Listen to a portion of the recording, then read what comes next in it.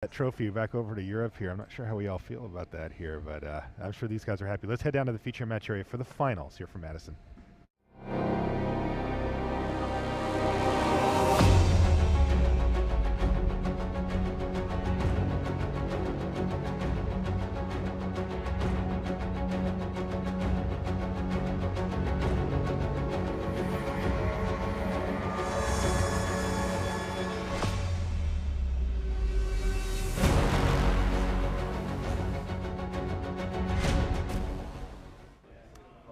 Hello and welcome to coverage of Grand Prix Madison. I'm Marshall Sutcliffe in the booth with Randy Buehler, and we've reached the finals here, Randy.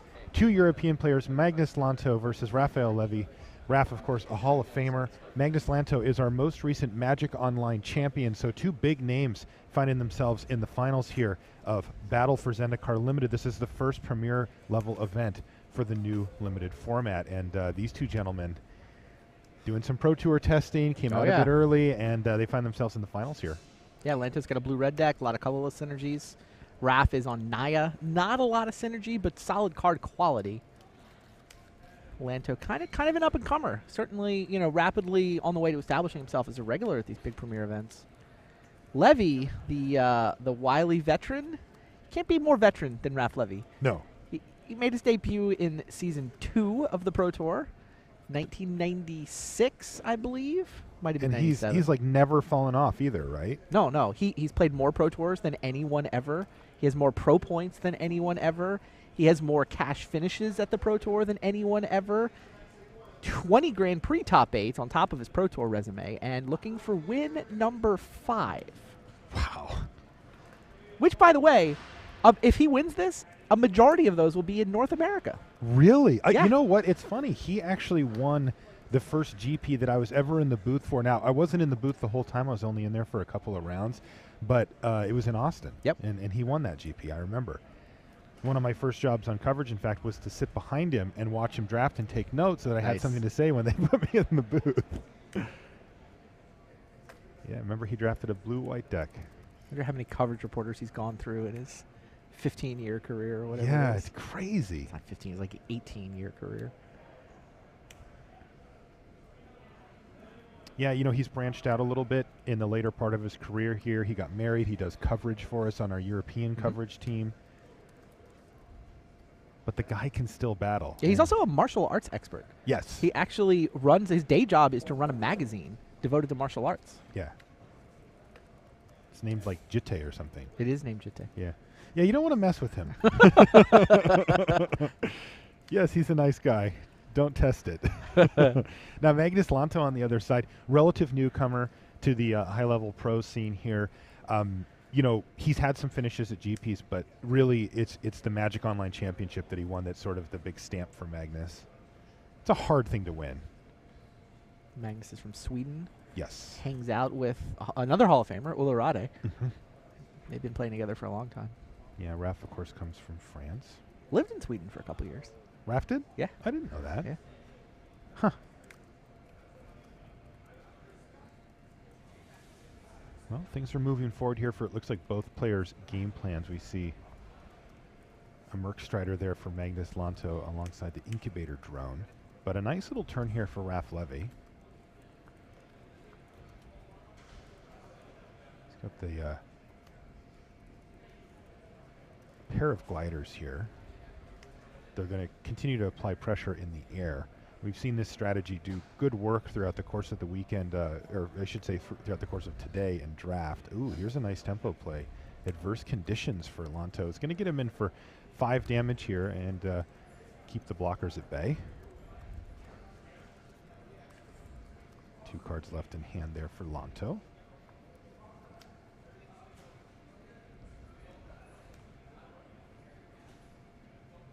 Raph's down to 11 already, and Magnus looks like he's trying to turn this thing into a race, leveraging the tempo gain from that adverse conditions. But Raph says, yeah, we can race. Hit with the glider. And that's a territorial bailout there for Raph Lévy to follow up. So, yeah, he's got some big hitters too. And Magnus is all the way down to 14 as well. This is a big turn for Magnus. If he can keep the pressure up. 1, 2, 3, 4, 5. Tap that and awaken my mountain. It's not untapping next turn either. Wow. There's a lot of tempo spells in blue in this set. There are, absolutely. They can really punish the big stuff strategy. Now, that's not what Raph's doing here, but it's working just the same. Look at Raph's life total. He's down to 2. He's not quite facing lethal here, but he is not in a good position. The good news for Raph is that it's his turn. He's got at least 5 mana at his disposal and his draw step for this turn. So can he turn this game around?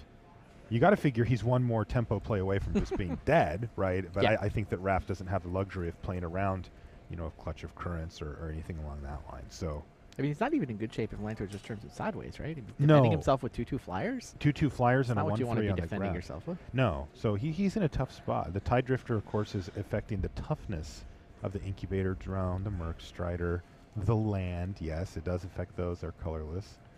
And even the Scion there, too. I'd had a look at Lanto's deck list. It looks very straightforward. Blue-red, I think this is going to be a pretty popular archetype in the draft format, and Magnus Lantto has what I would call just like a solid B version of the deck. It's not one of those mind-blowing drafts, but he found his seat, he stayed in it, and it's good. I mean, his deck is good. What do you grade Raph's deck? You know, I don't know.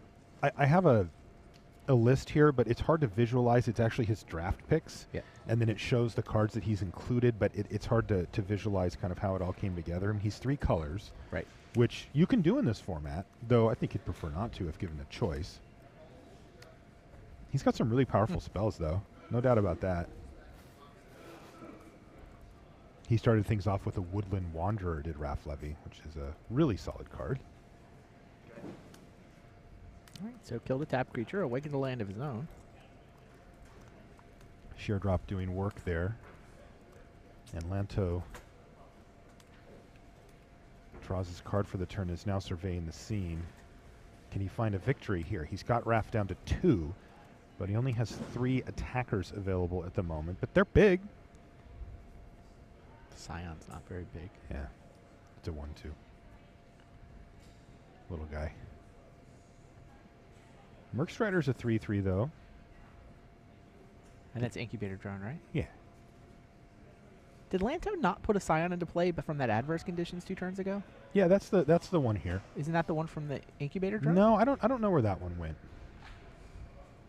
I didn't see that one. I don't remember that one dying. Huh, doesn't really matter. We're here. We're here, yeah.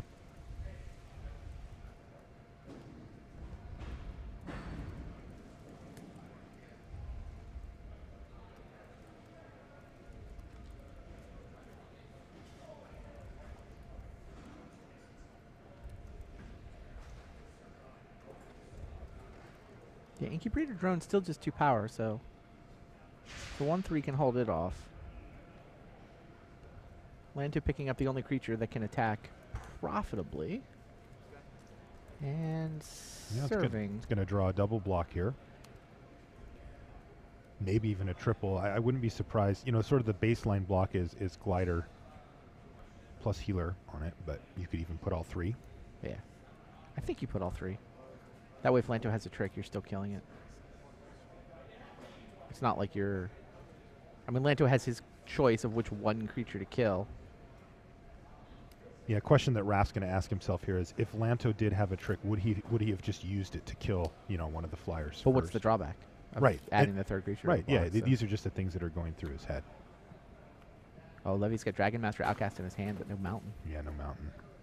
He's only got 3 mountains in the deck. Should he draw a mountain, though? It is land number 6. Indeed. And that's the entire splash is for the Outcast, right? I think it's the Outcast plus a little bit of Converge that benefits. I don't think there's any other red spells. I think it's just the Outcast. But he got 4th pick. I would splash for it, especially given that he's got, you know, Woodland Wanderer, and I think maybe another Converge spell. Yeah, he's got Infused with the Elements as well.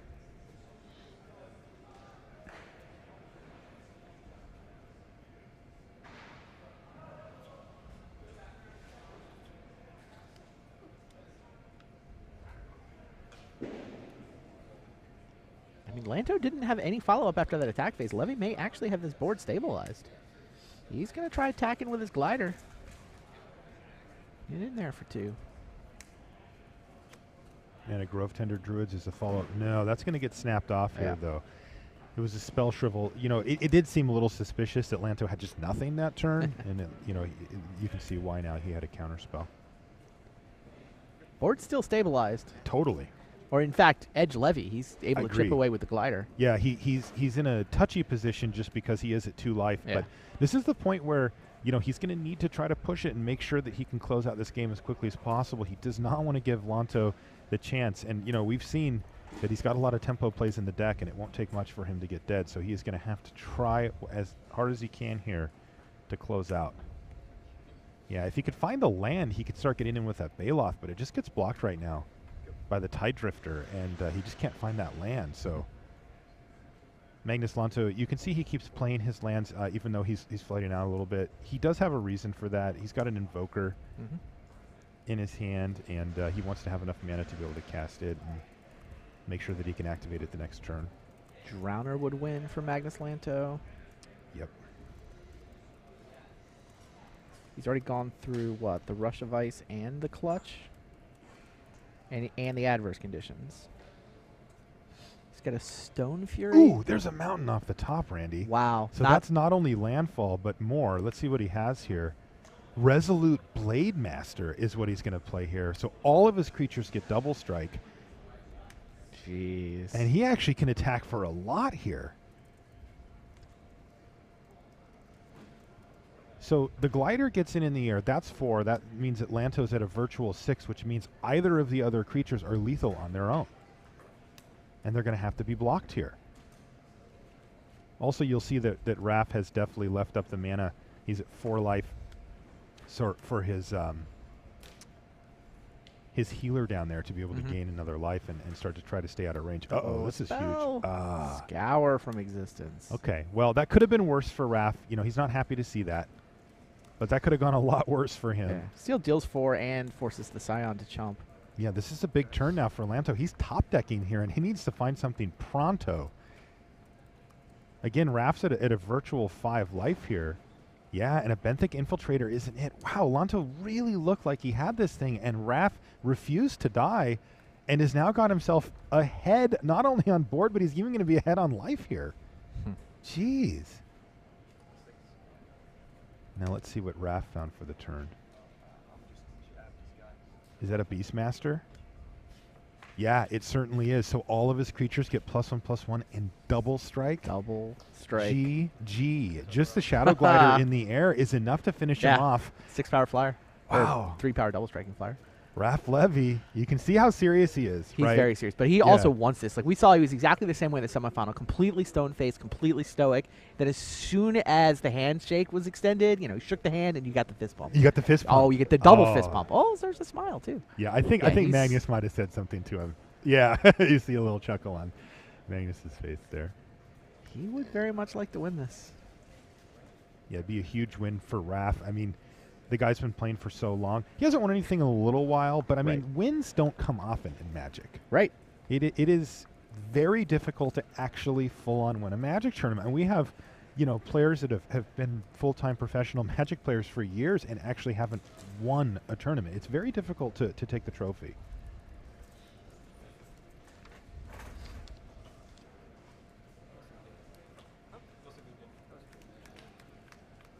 All right, so a little bit of relief here for Raph Lévy as he finds himself up a game and in a close one, too. I mean, that was not an easy victory for Raph. It really looked like Magnus was going to be able to close it out, but he just couldn't get there.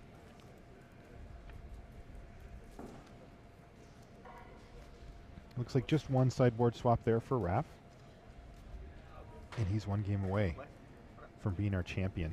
What a nice way to start off his Pro Tour week, right? Take a trophy in there. Yeah, I mean, a lot of people have had that awesome start to the Pro Tour week. Did you look at the 12 and 3s at this event?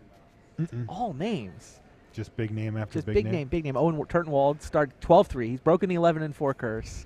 Up to 12-3. Froelich went 12-3.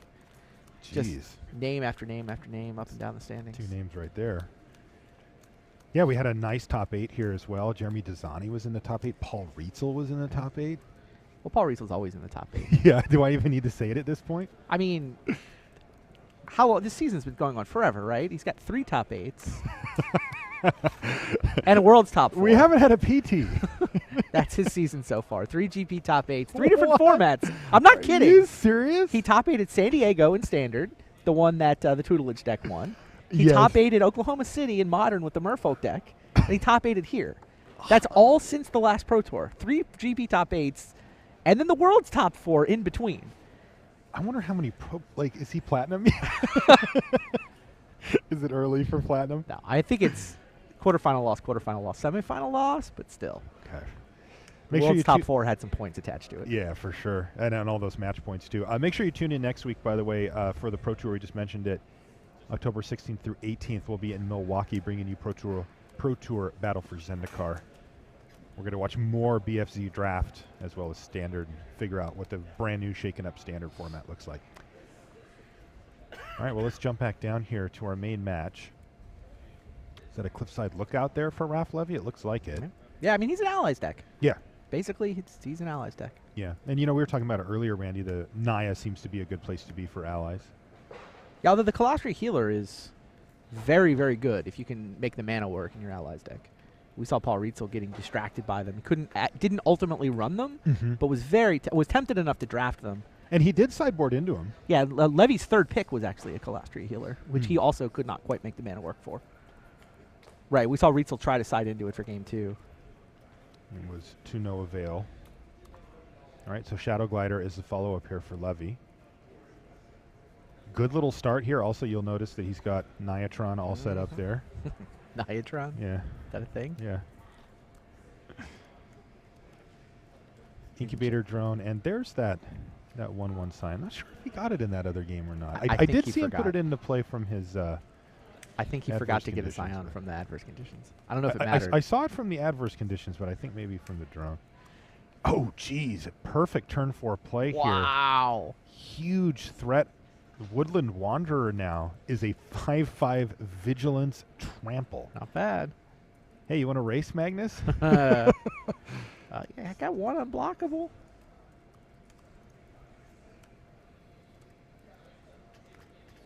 What does Magnus have to add to the board here?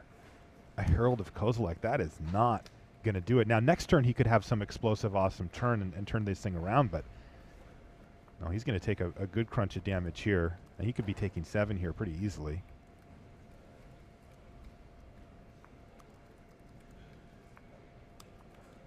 I think Lévy might be out of lands here, which means he's on a grip of all spells. Does also mean he has to be a little concerned. There is 5 power over there, attacking with Woodland Wanderer. You could get it killed. It's like any trick will do it. But the Lookout, there's no 5th mana for the Lookout to be the trick. The Magnus Lantto is just respect. Yeah. I don't know. It's one of those spots where, like, are you far enough behind that you have to risk the triple block? Maybe so. And just cross your fingers? I mean, if it works, you're quite happy. Oh, indeed. Yeah. Yeah. You lose, like, I mean, Levy's good. Levy's good enough to bluff there. Just you're representing so many tricks that not a lot of people will block there. Blocking is underrated. He's representing basically every trick in the format with, Yes. with these colors that he's got. Yeah, I might have risked the triple block. I feel like you so far, but I don't know what's in Magnus's hand though. If he's got a good turn set up for here, then fair enough. Well, let's see what he does. Like maybe he's got a Scour. If he's got like a Scour from Existence in his hand or a 6/6. How about an Invoker? Go. That does not seem good enough to me. No, I would have triple blocked. Well, we're going to see a block here now. If that's all I had lined up for this turn, I would have triple blocked last turn and crossed my fingers. You know, there's also the issue of the Cliffside Lookout down there as well. Right. One land away. And, exactly. And that's another point of toughness on the Woodland Wanderer.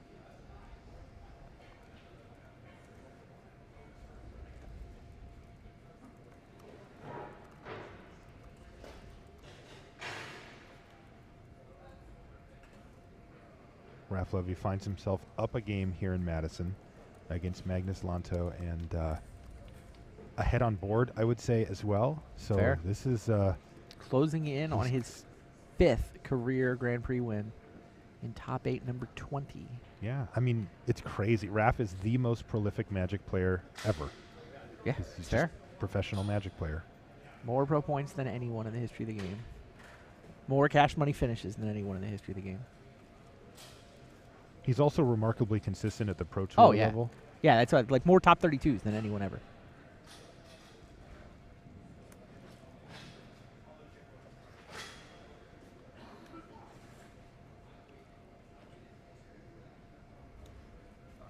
Looks like he's really torn about how to approach this turn, though. Yeah. Well, I mean, now there's enough blockers that he can quad block the Wanderer and not even. I mean, the trick isn't even good enough. So yeah, Raph's just like, we'll take this to the air. Got you. Now I got a 2-turn clock. Yeah, I think he really wanted to hit a land. It just felt like that was a turn that he could really Land's pretty good lay next the turn. punishment on. Yeah, but instead it's 2/2 flyers turned into 3/3 flyers. That seems okay. Yeah, especially with Magnus down to 8. Magnus is in a tough spot here too. Oh yeah, he definitely wanted to land. You know what Raph has in his hand? Resolute Blade Master. Ooh. All right, was that a scour?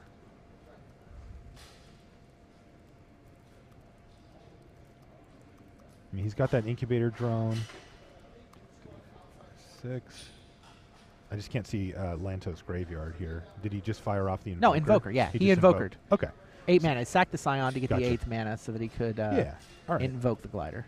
Before Raph untaps. He didn't want to let Raph have any mana available to defend it with.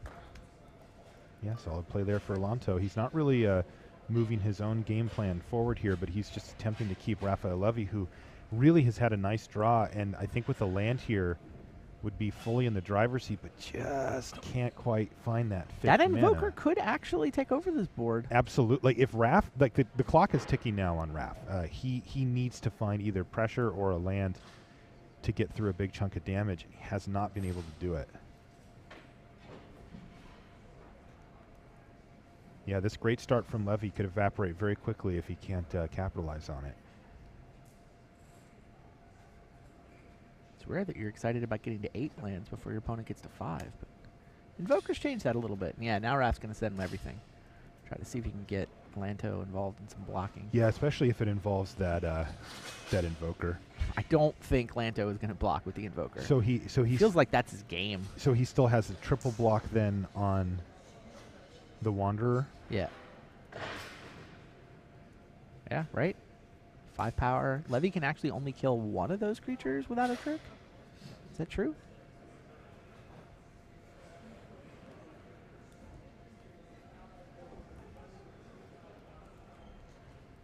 Interesting. It looks like Lantto may be chumping and just taking a damage off of the Woodland Wanderer here. He wants to kill the McKindy Patrol. In order to get rid of the patrol.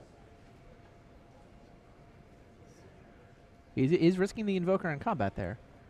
Although Lévy needs a trick to kill it. Yeah, just not having that mana for Levy's really just killing him here. Especially as, you know, he is going to lose a creature here, and the fewer creatures you have when you finally get that Resolute Blade Master, well, the worse it is.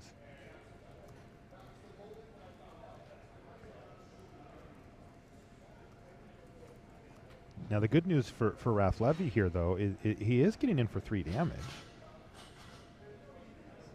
Yeah, 1 trample, 2 in the air. Yeah. I mean, he's got Magnus down to 8.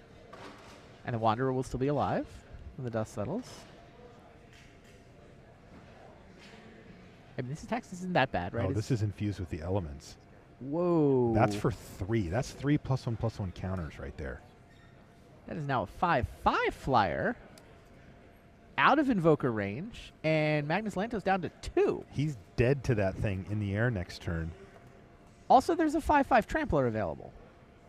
Oh, baby. That was a big play there for Raph. He has to hope that this holds up, but if it does, he's going to be our champion here. Yeah. I mean, Lantto's got the 8th land for the Invoker, but it's too late. He's made a dragon. Who needs and 5 that's land? it. Raphaël Lévy's our champion. He did it. You see the big hands. Look at that. Wow. Congratulations to Raphaël Lévy, our champion. You can see how excited he was. He's been playing for all these years. It still feels that good to win a Magic tournament. Absolutely. There is nothing routine about that. You get to take a look at Raph. You can see how excited he is, and why shouldn't he be? Congratulations, Raphaël Lévy. You are our champion here in Madison. Also want to congratulate Magnus Lantto. Another great finish for him. really starting to put his name out there as a pro to watch. And a handshake as well for the two Europeans.